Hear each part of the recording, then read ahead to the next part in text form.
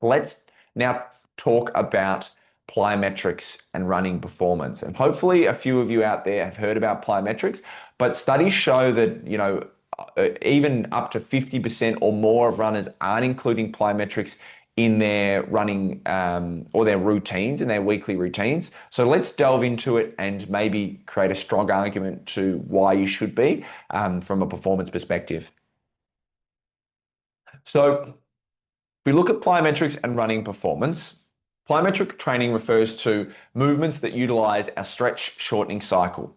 And the stretch shortening cycle is essentially looking at our musculotendinous springiness, and it gets quite in depth, but it's looking at our absorption of elastic energy and the ability to utilize that.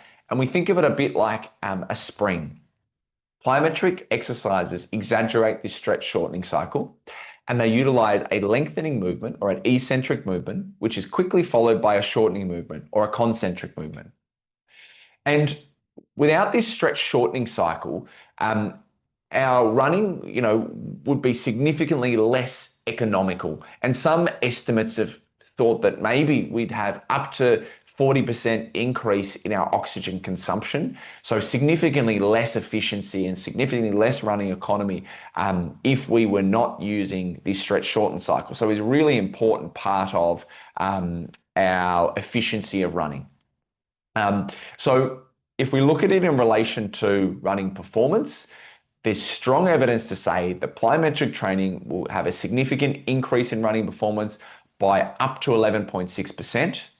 Running economy by up to 8.1%, and sprint times by up to 3.4%.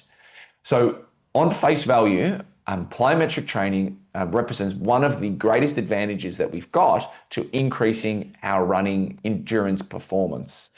And there's evidence to back this up, but there's a particular study which looked at and I'm just cherry picking one here, but there's a lot of studies that do back this up. But one specific study looked at that found an increase in 11.6% in 5K time trial performance from including drop jumps in our training program twice a week. Now, this isn't a significant change or a significant addition.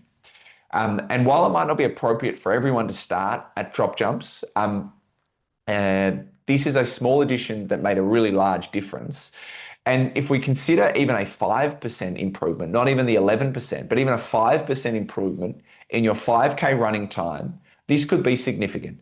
If we do a 5K a 5K time trial at a 5-minute kilometer pace, so kind of an average running pace that a lot of recreational runners would stick at, gives us a time of 25 minutes. A 5% improvement would take off 1 minute and 15 seconds and bring you to a pace of 4:45. And if you extrapolate this out over a longer distance, like a half marathon or a marathon, we may be looking at significant amounts of benefit here.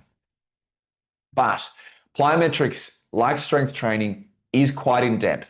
And because it's quite in depth with considerations around safety, minimum competency before you get into plyometric training, and strength standards before you get into it, the progression of plyometrics, the dosage, the type of movement, the direction of movement, because it can get quite specific, but also because it's really an important addition to endurance running performance, I'm going to do a workshop on this in 2026. So again, like some of the other ones, make sure you're signed up at runnersedge.com.au and stay abreast of the socials because I will announce that one for 2026.